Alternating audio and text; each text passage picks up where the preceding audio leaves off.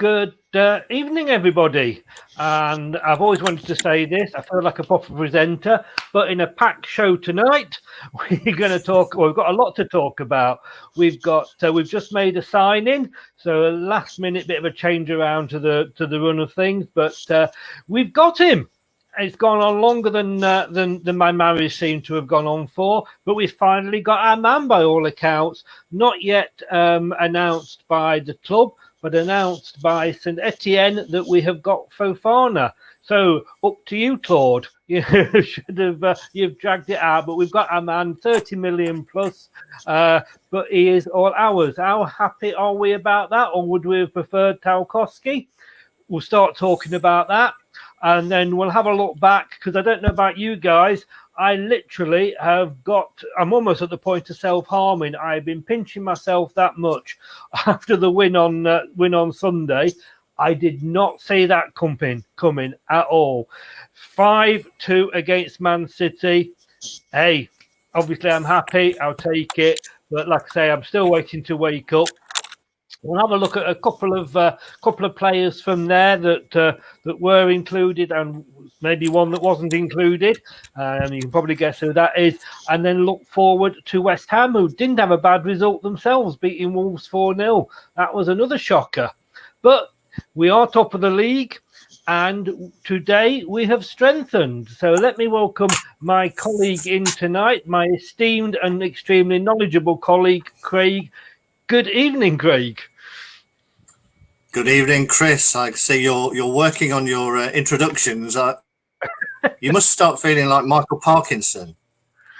I've never felt Michael Parkinson in my life. It's just a vicious rumour that I was. I'll tell you what, the most interesting thing I've just noticed. I mean, how dark it's getting now. I'm sitting here looking out the window, and it's like we're having some moonlight rendezvous. We've got a table for two in the corner with a little candle in the middle. People will talk about us. People will talk. Well, let's hope there's a few people joining us for dinner this evening. Well, hey, remember, we're only allowed six. We're only allowed six, so you know we've got to be careful. Let's just start by saying a few hellos. So hello to Matthew Bond, 008. How are you doing? And just to show that he wasn't leaving you out, and Craig as well. Thanks, Matthew. What we got here? Looks like City have definitely got Fofana. It does. We'll be coming on to that in a second. I've got a hey Chris, and I'll say that hey Facebook user. Not sure who that is. And evening guys. So whilst I load up my other screen so I can see who is talking to us. Yeah, we've got him. Got our man. Question I'm going to ask you though, Craig, is it the right man? Well, as with any signing, only time will tell. But I'm quite excited about this one, I must admit. You know, we've been linked with a few central defenders, and obviously Tarkowski was talked about quite a lot, as if we were going for him. And but this guy seems to fit our model more than Tarkowski. I think if we went down the Tarkowski route, it was going to cost us 35-40 million. I mean, Burnley wanted 50 million. Yes, a proven Premier League defender, England international. Even though he's playing for an unfashionable club, he did manage to get a few caps. But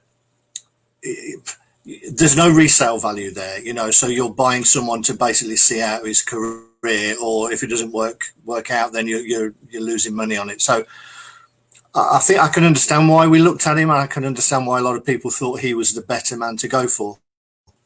Having said that, you know, you've got Johnny Evans, you've got Kagla already, you've got Tarkowski. Now, what I would say to that is, if he bought Tarkowski, for me, he's definitely looking at a 3, because are you going to put Evans on the bench, or are you going to leave your 40-50 million pound signing Tarkowski on the bench?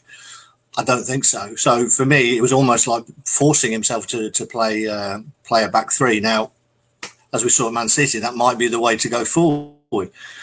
With Fofana, I think he gives us more flexibility. He can go to a 2 and he can sit on the bench, and he can slowly build him into the player that it looks like he's going to be.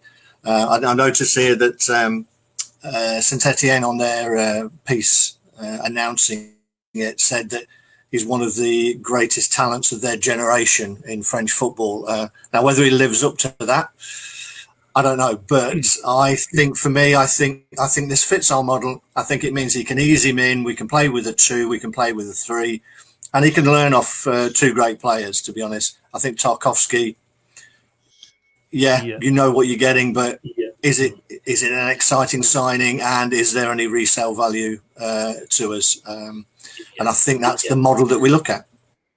I take that on board. Just saying hello to Shandell. Very good news. Sky Sports saying the mighty Leicester City to sign Wesley Fontana. Oh, he's got 36 million, including add-ons. I thought it was 30 million, but there we go. Andy's there said, I'm pressing the wrong one. He tends to agree with me. I'm not sure, but you've got Tarkowski, and it says for me, I said this to my son before I came on air tonight, that I fancied Tarkowski. Not that I'm disappointed with Fofana at all. He is one for the future. I think, I don't know, maybe just me, the fact that Amartey's done so well in coming back, that maybe we don't need that instant replacement. Tarkowski, for me, would have been an instant. You could have put him in there. He knows the Premier League. He knows what he's got to do.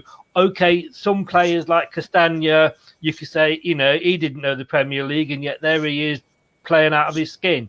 Fofana's a lot younger, but I think possibly Amartey's return to form and return to fitness means we can maybe, not need somebody quite as urgently. I think that's a very fair point, Chris. And the fact that he's got that means he has that flexibility. As I said, going back to that point about Tarkowski, I mean, if you bring in a player with that much Premier League experience for the money that they were asking for, surely he's going to play. And that means if you're going with a back 4, you're going to put Johnny Evans or Kaglar on the bench, and I'm not sure that's justified either. So I think this gives us much more flexibility, and as I say, for me, it fits the model. The guy, I mean, I've seen a bit of him. He does look very composed. He rarely goes to ground. He looks like he's got a lot of speed about him, reads the game really well, and he can ping a pass. It's very. I'd love to think of him that in a couple of years he's our Virgil van Dijk, but a similar impact would be great as well. But for me, it's an exciting. So I think Tarkowski would have been a solid signing, not necessarily an exciting signing.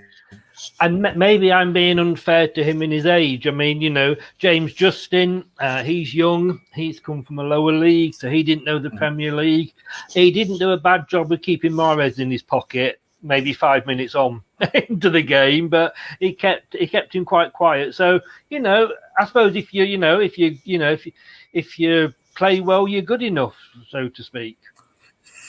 I think there's also this thing with Brendan that Brendan wants to coach players. He wants to mould players, and if you're bringing in someone who's been around the league now, for as long as Tarkowski, he's going to come with his own already fixed way of playing or whatever. So it may be in a tougher task. I know we did that with Johnny Evans, and having that experience is good. But whether we need 2 lots of well-experienced players, I'm not sure. It worked for us in the Championship to help us get out, but as I say, for me, this is it's an expensive gamble.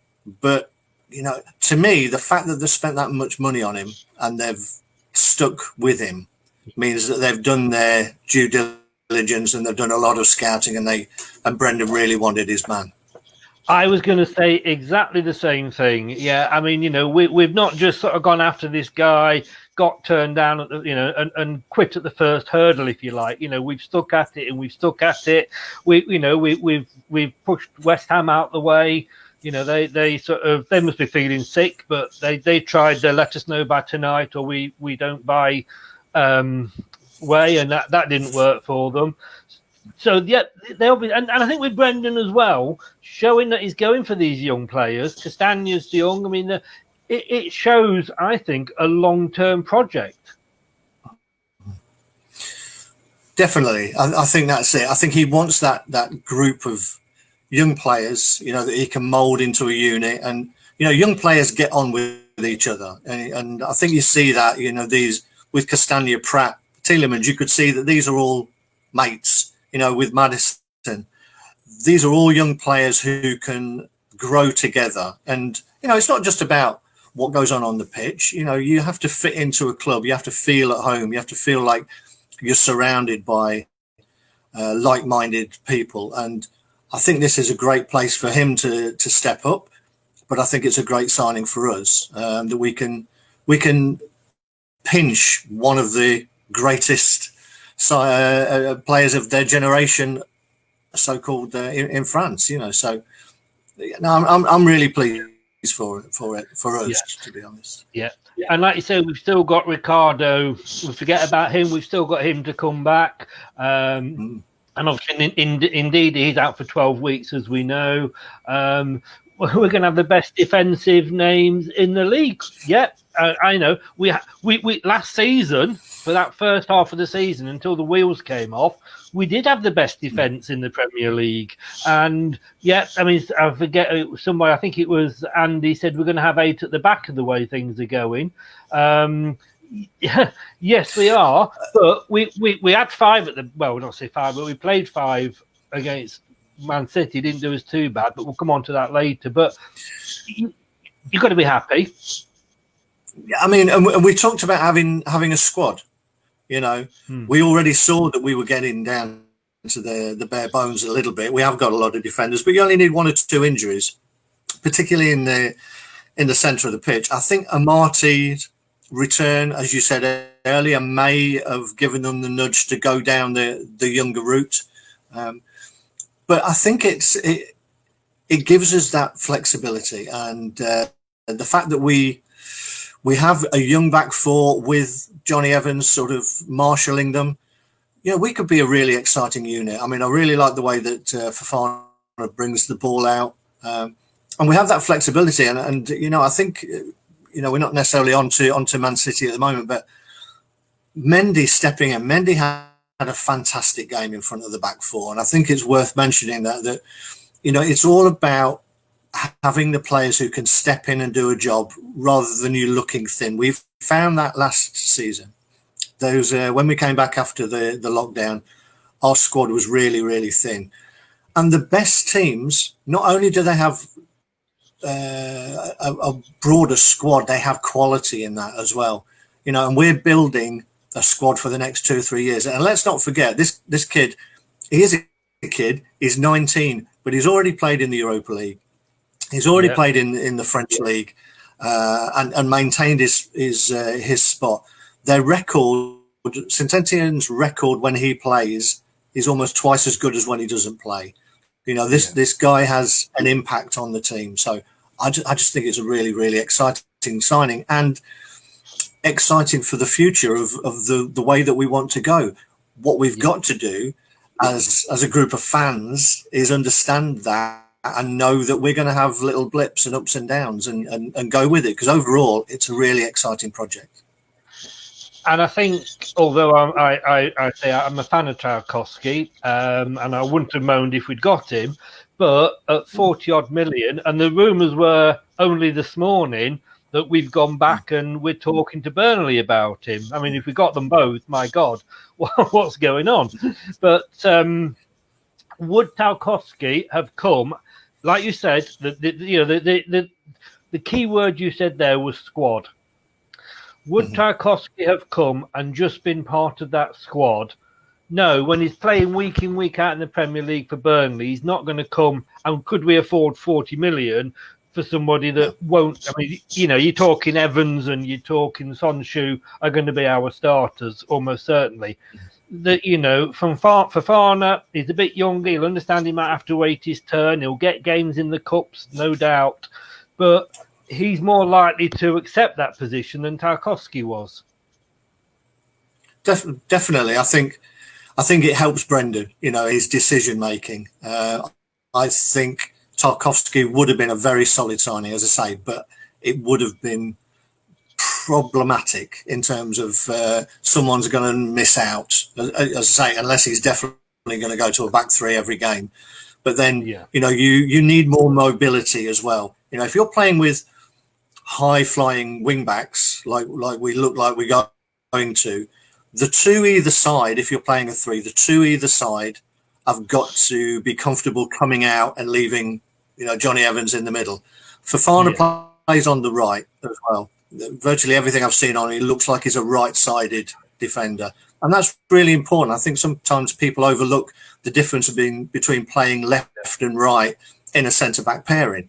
You know, sometimes we've had people where someone's had to fit in and they look awkward, to be honest, just moving from right side of defence to the left. The fact that he's right-sided, Kaglar seems a naturally left-sided player. You've got Johnny in the middle. For me, that's a great balance.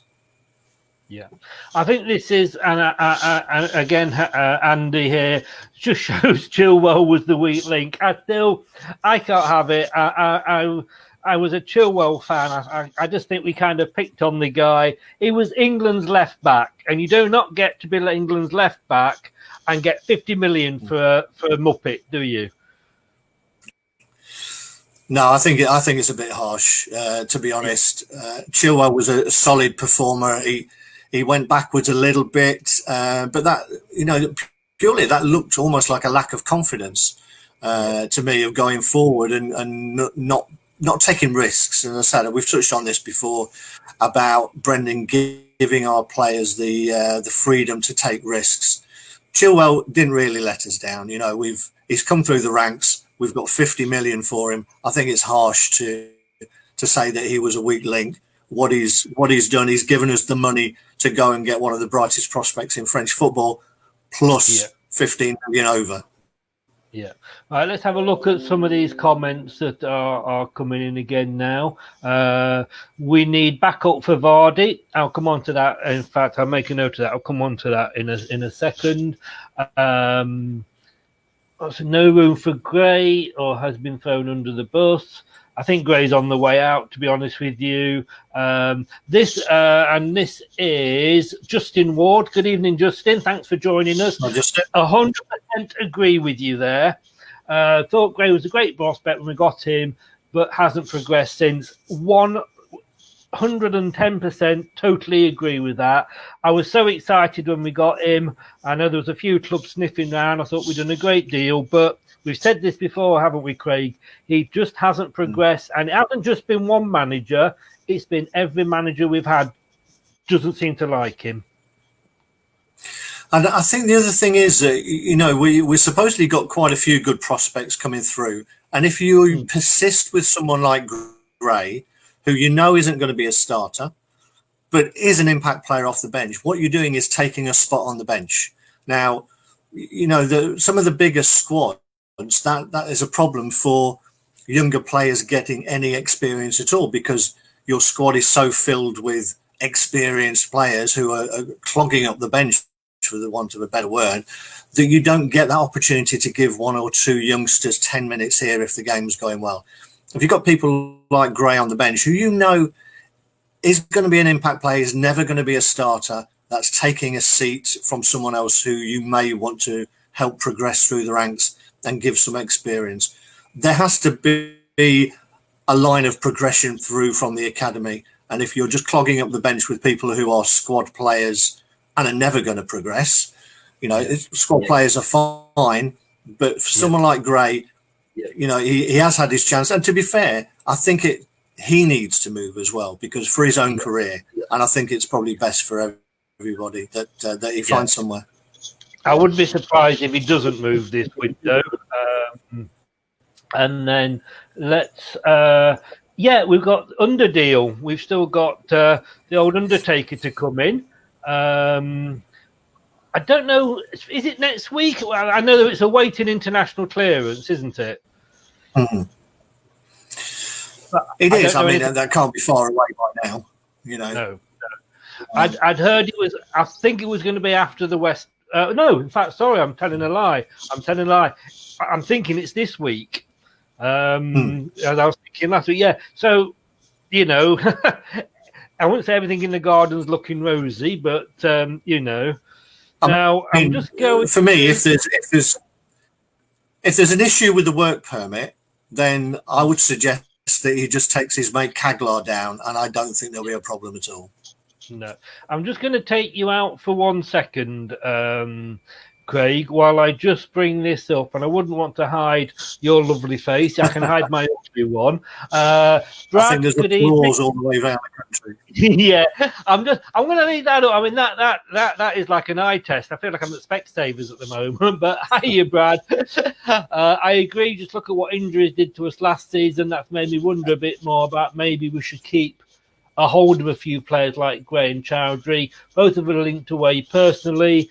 I'd love to keep Chowdhury, but in regards to Gray, if we do sell him, we need to push. I mean, I'll let everybody else read that. That's a complete. That's like a match report there, Brad. Give us a chance on that. Chowdhury, I know Chowdhury's been linked. I think it was with Newcastle. I can't see Chowdhury going anywhere, to be honest with you. And he's higher up the pecking order, I think, than Gray. And I think Chowdhury would be a loss, if I'm honest with you. I would have said, probably when we were sitting here last week, I'd have probably said it wouldn't surprise me if Chowdhury would have gone on loan, to be honest. I think the fact that Ndidi is injured means that probably won't happen, because now you're looking at needing backup for Mendy, and Chowdhury is probably the only one that we've got who could fill that role. So, as I say, I think if you had Mendy and Ndidi, he might well have gone to get some match time, but I can't see it happening now. Brad, you don't have to be sorry. I just. I think that was a separate show all on its own, though. Mark, good evening. Gray has slipped down the pecking order too much. Yes, he has. And I don't think anybody would be sorry, like I say, if Gray went, unfortunately. But moving on from Fofana, let's go back a couple of days. And I say, pinching myself so much, I'm on the verge of it being classed as self-harm. 20 minutes, well, after 4 minutes, I thought, here we go. How many is this going to be? And I don't know if you saw on Friday night, I spoke to Ray from City Fan TV for Man City, and he did actually admit it that Man City were vulnerable. But you think with all their money, yeah, they've got the injuries, can't feel sorry for them, but we had injuries too. But my God, after 20 minutes, and I don't know what Brendan said at half time, bottle it, Brendan, and use it every bloody week. I'll tell you, what a performance. I think we touched on it. Last Tuesday, where we said it was probably a good time to play them. Early in the season, they'd only had one game. We would have had two by then, so we were a little bit further ahead in preparation. I don't think at that time we knew how many injuries they were going to have, but you know that worked out for us as well, because I think Jesus wasn't injured when we spoke last. But I'm like you, 20 minutes in, and you know I was just thinking, what the hell? You know, literally, you know, what is the game plan here? Because I can't see. I mean, how deep was Vardy? I mean, there was one point where I think every player bar Edison was in 35 yards of our goal. It just seemed ridiculous, but clearly it was a game plan to frustrate Man City. Clearly frustrated Pep, but we grew into the game and we allowed ourselves to get more confident and then trust ourselves that we can play football. And for once, I thought Match of the Day did a great job in the way that they cut that match together and the way that they analysed it, because they showed that we weren't just parking the bus the way that Pep and dear old Rodri had said that we did. You know, as soon as we got the ball, we were looking to play. After 25 minutes, we were looking to play and get players forward. And then they did look vulnerable.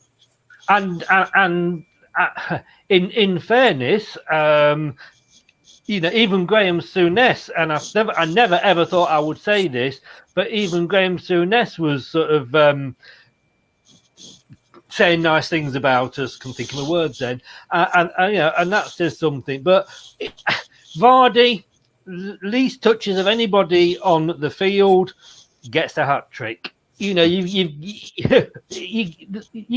I don't know what else to say about him. I'm running out of superlatives to say about him. Just give him the golden boot now. I mean, what he showed, what he showed so far is that to any striker, any forward player, or even a midfield player, to that, what you do off the ball is often as important, if not more important, than what you do with the ball, because he occupies defenders. He's on the shoulder. He's making runs away. You know, the other goals, he was integral in the way that he took players away. You know, if you've got Barnes and whoever it is, whether it's Perez, whether it's going to be under, cutting in from their wing sides, you need the central striker to be cutting back the opposite way to drag defenders and create that open space through the middle. And he did that 2 or 3 times. I mean, Barnes had a couple of shots where he was centre of goal because Vardy had made a run off the ball and taken people away. He's a very intelligent player, and I don't think he gets the credit. Or he's starting to get the credit for it now, but it's been a long time coming, I think. Yes, it has. And what, and this may well been Graham as well, Souness, that said he's actually getting less touches now, but he's doing more with the touches he's getting. He's becoming a more intelligent player, whether that's Brendan or whoever. But he is getting, you know, well, we saw 15 touches I think it was, in the whole game. But what he's doing with them is a lot better. And that's it. You can touch the ball 500 times in a match, and you give it away 499 times, it means nothing. Exactly. I mean, you know, getting the ball and passing it for the sake of it, you know, as a lot of centre-halves do. Basically what Rodri does. You know, he was just crying because he didn't have the ball to pass it sideways as much. It's an intelligence, and it shows that Vardy has become more of a team player, and he's found a way. Brendan's found a way to fit him into the way that we want to play, and I think that's integral to it. That if you get Vardy on the ball a lot, then you're not playing the way that Brendan wants us to play. If you use him to create space for others, then it fits perfectly into the way. And I think he's got the two meshing perfectly now. Whereas, you know, Puel didn't quite get it right, and it took Brendan a little bit of time to get it right. But I think now he's got that right blend. Yeah, sorry, I didn't mean to cut you out there. Justin, I think he's having a bit of a pop at me here. Think someone's been on the source. Never heard him say anything good about us. No, and up until Sunday, I would have agreed. But I'm sure he was actually being complimentary about us afterwards. But to go on sticking with Vardy, and it is the worry that obviously he's getting on a bit, so he is maybe, like I say, being used more intelligently than just running all the time and having to come off.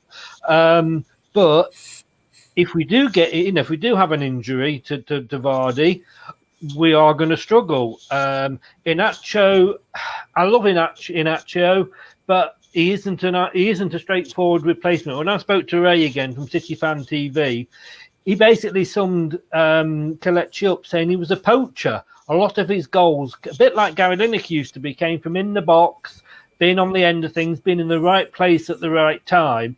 And I think if you play Inacho, it's got to be a different formation than the one we're playing at the moment with Jamie Vardy. Or do we have to go out and buy another striker? I think in an ideal world, we'd get another striker. You know, we're being linked with 2 or 3. Iheanacho is totally different. I mean, Iheanacho's strengths are with his back to goal for me, and his link-up playing into play. So while he's got those skills, it's a very different way that we would play than we have with Vardy, where he's sitting on the shoulder and he's always on the half turn, and we're looking to thread little passes through to him. You know, when you've got your two wingers coming inside as well, and your centre forward is just staying there as well, that it would be if Iheanacho. I think that may create a little bit of a problem. I think we'd be better off looking at Perez as a central striker, because he's more intelligent runs and he does move off the ball. I know he's a little bit Marmite, particularly on this forum. I think we both like him, and I think he's more intelligent and he would be more of a natural fit. But I think in an ideal world, we would be looking at getting someone into, again, maybe it's a Fofana type. It's someone who's not the finished product, but who can be moulded and coached into being the player that we need him to be to work in our system. I think it was very interesting. Again, last night, I don't usually sit and watch the after-match punditry, but I did last night after the Arsenal and Liverpool game, and they were talking about the difference between Pep Guardiola and Klopp, and the way that Klopp will buy players who fit into the system. He won't go and just buy players on name or people who have done it somewhere else. You know, he paid a lot of money for Jota, but Jota was interviewed afterwards, and he said that he was bought because, first of all, he was told two things by Klopp. When you're on the pitch, run and close down, you know, harry the defenders. And then if you do get on the ball, do something with it. So Klopp has identified what he wants from a player and then goes and finds the player that fits the mould. Whereas Guardiola tends to like to buy almost finished articles. Because we've seen with Guardiola, he spent 400 million on defenders and he wants them to fit straight in because he clearly can't coach them. You know, he's come out and said in the past that he doesn't coach tackling. Well, he's had a lot of players and he clearly can't coach them to defend, so he's looking for finished articles. And I think Brendan is more of that manager like Klopp, who wants someone who can fit into the way that he wants them to play and can coach them. I mean, I'm old enough to remember the Liverpool years when they won everything and Man United were playing catch-up, and Man United would just go out and buy a player just because he was available and to stop anybody else getting it. And apart from the odd FA Cup, they never won anything. So a bit like Mourinho. I mean, you know, we know Chelsea never had a youth policy when Mourinho was there because he wants to buy the ready articles. But it leads me very nicely on with that. You said that one word, which, like you say, isn't always appreciated in this group. The P word, as I would like to say, Perez didn't play. We won 5-2. I still say he's never been played in the position that we bought him from Newcastle for. I can say I'm with you. Let's try him maybe up front as the lone striker. What do you think? I think he's worth. I think he's worth a go. You know, particularly in a game where whether you need to change it, but when the game is won, you know, I'd like to see him being given that 15, 20 minutes down the middle to just see how he performs in that role. I think he's intelligent enough to be able to do that. And maybe he'll be more involved. I think sometimes he's on the periphery. I do watch him quite a bit. In my old days, I used to be a bit of a striker myself. So I do watch strikers and I look at their movement. And I've seen some great players that have great games, but have done nothing in terms of stats. But the way they move off the ball is fantastic. And I think Perez does a lot of work that goes unnoticed. And players around him would appreciate that more, I think. So I like him, and I still think he's got a lot to give, particularly in Europe. When we get into European games, he's that type of player, I think, that I think he could be very prominent for us in the Europa League. Yeah, Justin agreeing with me there. Perez should be, and with yourself, Perez should be up front on his own in the middle. Let's hope we might not have to find that out too soon, because that might mean that Vardy's injured. But like you say, we've got a lot of games coming, and you know Vardy's love him, but he's not going to play every game. Briefly touching on two players. Mendy and Amartey. It's like having two new signings, isn't it? It is. I mean, I think most people saw that there was a player in Mendy. You know, when he used to be brought on for 15 minutes to shore up a game, to be honest. And I don't think he ever let us down in that. He's very, very neat and tidy on the ball. He reads the game well, and he gives it to players who are better with the ball. I mean, let's not forget that he started that move for the first penalty against Man City, and that was Kante of old, where he won the ball back, saw two players coming to him and turned in between them and broke forward and then passed it on. Very much like Kante did for that great Mahrez goal against Man City when we won 3-1. It was a very similar move. So I think Mendy's brilliant, and I think he's clearly going to get a run in the team now with Ndidi there. So again, it's one of those things where everybody thought he was going to be shipped out, and Brendan got him on another year's contract, and that's proven to be a very wise thing. Amartey the same. Yeah, Amartey I've always liked. I'm going to have to be honest with you. When we signed him, you look at him and you forget again, he's not that old. You still class him as a young player, and he's versatile. But when Mendy, we gave Mendy the extension at the start of the year, I'm like, really? But I'm now sat here thinking, God, we only gave him a year. We should have given him more, Yeah. I mean, Amartey for me is a central defender, as we said before. He won that award at the African Cup of Nations. When he's played as a right back, to me, that he's always got a mistake in him, because I think sometimes he overruns the ball. He gets very excited, so he's a little bit more dangerous. Exactly. I think he's a perfect person to sit in that three, to be honest. So it gives that option when Brendan wants to go to it, and I think Amartey won't let you down in terms of giving everything, to be honest. Right. Well, like I said, I mean, I could talk Man City game till this time next week. To be honest with you, one of the joys of having Sky is that I watched it live. I watched it at 2 o'clock in the morning. I'm not sleeping. I'm off work at the moment. So I watched it again at 2 o'clock in the morning. And when I woke up the next morning, I think about 9 o'clock, it was on again. So I literally watched like nearly 7 hours of Leicester Man, and I would watch it again. It is brilliant. But we move on, and we've got West Ham on Sunday. This is on BT Sport. So I'm going to have to try and find a link on the computer. I don't have BT. But up until this weekend, I would have thought, easy 3 points again. Thanks a lot, lads. It's West Ham. And then they went and put 4 Wolves. Yeah.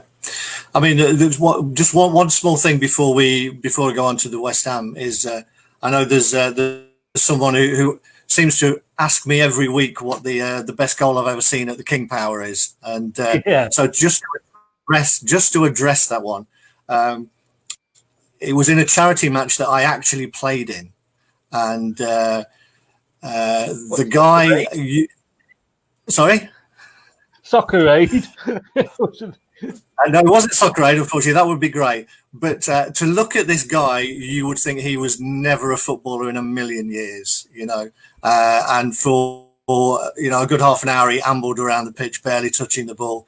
But the ball did drop to him once, and he just lashed at it from 30 yards out, although it may have been halfway line now, straight into the top corner, although it was a dodgy keeper in my opinion. But anyway, we've put that one to bed, and he's had his moment of fame. Coming back to West Ham, I mean, I thought West Ham were very unlucky in their defeat to Arsenal. They should have taken something from that game. They were panned for their performance in the first game. David Moyes has obviously got away with most of those players in that he can galvanise them. They've got some very good players, and they played really well against Wolves. I mean, Wolves had an off day, that's for sure. How they're going to be reacting to some of the players coming in and out. They've had a few injuries as well. I think they're going through a bit of a change of the way they want to play. But West Ham, I've got some good players, and they're just the sort of team that causes problems, particularly over recent years. You know, we've had some very important games. You know, the game where Andy King scored, there was the start of the Great Escape, and then in the title-winning year there was the 2-2 with a last-second penalty. I think this is going to be a tough game, and I think it's really important that if it doesn't go the way that we all probably think it should and would like it to, that if you flip those results around, you would say we'd get nothing from Man City and we'd beat West Ham. Yeah. If those results go the other way, we're still on the same number of points. I think it's very important for fans to put that into perspective. But having said that, I do expect us to go out and beat them. I think we're playing with a lot of confidence now, and we should have too much for them. But in fairness, Craig, come on, we are football fans. And I've supported Leicester, and I know, probably like you, a lot of years that we will go out and play well and beat the top teams, and then struggle against the bottom teams. Now, I'm not saying West Ham are a bottom team, but since we both got promoted, since 2014, we've both been in the Premier League. We've played them 13 times. We've won 7 and drawn 4, so we've only lost 2. So it should be a match that we're looking to win, because we have got a good record against them. Yeah, indeed. And I think with the start that we've had, you've got to ram it home now. We talked about particularly the home games. I know it doesn't mean as much now, without the fans there, but the home games that we've got, we need to be maximising the points there. And West Ham have got some good players. I mean, Souček is a player that I really like, and he gets forward well. He's very good in the air. And I think the one thing I would say where we look vulnerable at the minute is in the air. We seem to have adopted this zonal marking system. Ake got a free header. Fernandinho got a free header. If that had gone in instead of straight at Schmeichel, 2-0 up, would we have come back? I'm not sure. Rodri scored. Okay, it was offside, but that's a little bit of a weak point for us. And West Ham are just the sort of team who can exploit that. So I'd be looking for us to be working on that. Set pieces and corners are so important in the game, and they can swing it one way or another. And if we can play the greatest football, but if we're undone from every set piece in and around our box, then it could be tricky times ahead. So that would be the main worry for me that I saw against Man City and going into a game with the likes of West Ham. And they've got Andy Carroll, who always seems to score against us as well. Although he's back at Newcastle now. So yes, he is. And very true. Thank you. This is why I have you on, Craig. You are my Greavesy to my saint. You are the knowledgeable one. Why did I think he was at West Ham? I tell you what, I'm still drunk from watching us beat Man City. But and we went through the whole game, and we didn't have any problems with VAR either. But which is a good one. So I'm feeling confident about Wednesday. I mean, I've gone in the prediction league that I have with the 3X Foxes, just to let you know what we've gone for there. And I've gone for, I had gone for a 2-1, but after the weekend, I've put that up to a 3-1. Ian Marshall has gone for a 2-1. Steve Walsh has gone for a 3-1. And Steve Leinix, gotta love this guy, he's gone for a 4-0. So what are you going to add to that, Chris? Well, all I was going to say is that you now started stealing my 3-1, so I don't know where I can go from there. But I think would be nice, wouldn't it? Yeah. I'm going to go for a 3-1 as well. I think we look like we've got goals in us, but we do have the capacity to leak, shall we say? I know. That's why I always go for sort of letting one in. And I'm going to ask you that every week, just in the hope that one week you will go for something different to a 3-1. But I might well do that.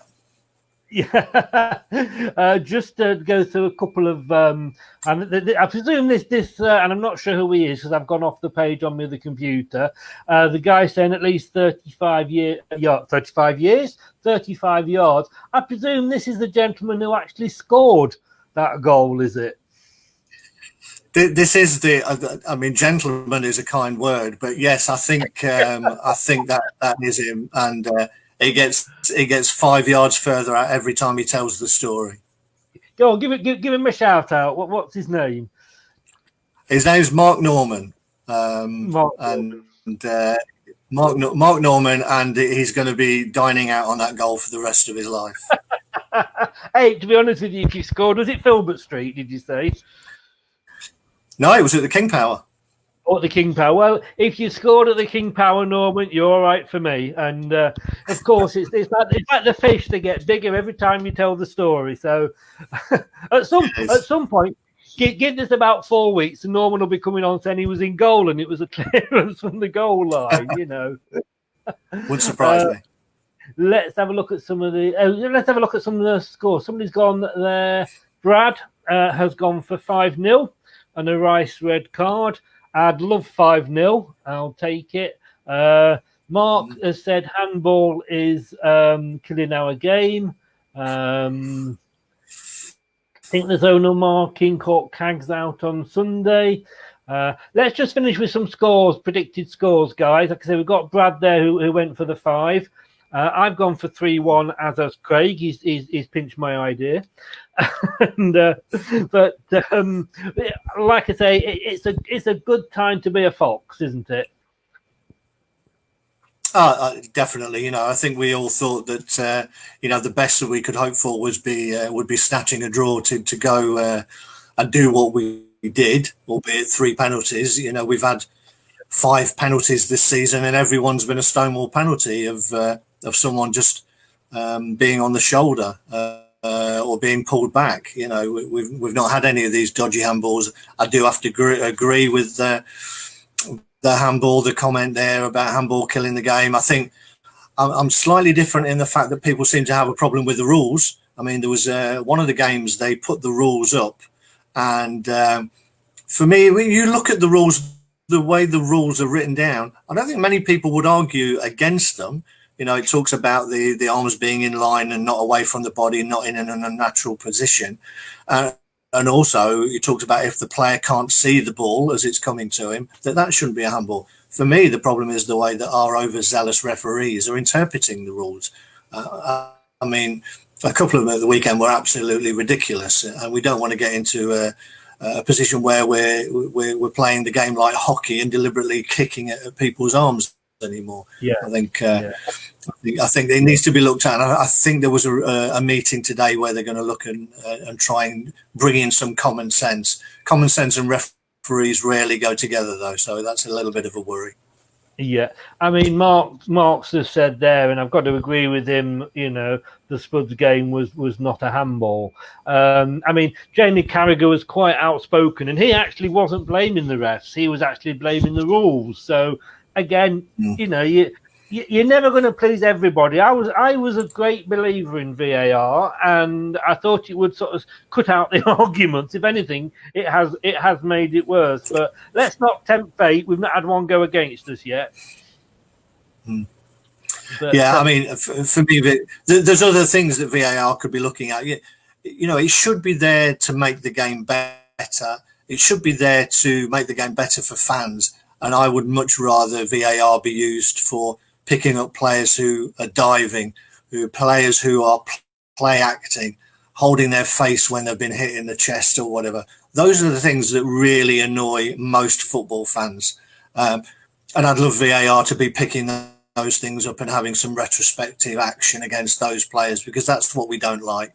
People rolling around when they've hardly been touched. You know, from a handball perspective, I think, they've got to get to grips with it, because it is becoming a bit of a lottery at the minute. I like VAR for matters of fact. When it's opinion, everybody's got an opinion, so it's always going to be a little bit more difficult.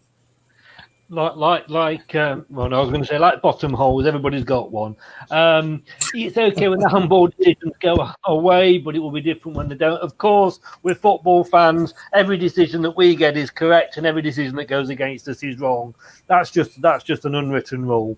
But Craig, thank you very much for this week. As always, you have been absolutely brilliant. Thank you for joining us. We will. Thank you very much, and thanks for everybody who comments every week. You know, it's really great to start to have the feedback and see other people's opinions. You know, we sit here as two old guys and we think we know it all, but we clearly don't know it all. It is just our opinion at the end of the day. So it's great to hear from others. I know nothing. Look at the fact I thought Carroll was still at West Ham. I only follow Leicester, you see, but and no, that picture on Facebook announcing tonight's show, that was us two, by the way. It wasn't the two guys from the Muppets. But Craig, thank you very much. And if I don't speak to you before, I'll see you again next Tuesday. Looking forward to it. Cheers, mate. Thanks. Well, thanks everybody. Like Craig said, thanks everybody for joining in. Thanks for all your comments. It helps us, gives us things to talk about, and when you join in, it gives us a break. And like I say, it's good to see other people's opinions because our opinions are very rarely right. Well, mine aren't anyway. Guys, this will be going up on YouTube later, and if you're watching it on YouTube later, the links are below for all the Leicester Till I Die sites. I'll be back on Friday with the opposition show, 7:30 Friday, when we will be having a chat with a gentleman who will be a hammer. And if you're interested, his thoughts will be going up on the website tomorrow on the opposition view page. So that's Friday at 7:30. And then obviously post-match with Brad, we will be there about half an hour after the game. Give me a chance to sort of either celebrate or commiserate, whichever way it goes. Rob, thanks very much. Good show as always. Thank you. Brad, great show, guys. Thank you. Mark Gatewood, bye. Thanks, everybody, for joining in. It's been a great show. Thanks to Craig, as always. And remember, links below. Give us a like, subscribe to the Leicester Till I Die TV on YouTube, please. Give us a subscribe. We want to try and get to the 100. That's our first goal. So if you can do that for us, that would be brilliant. Remember, though, whatever you do, wherever you're going, remember to stay safe. Take care, guys. Bye-bye now.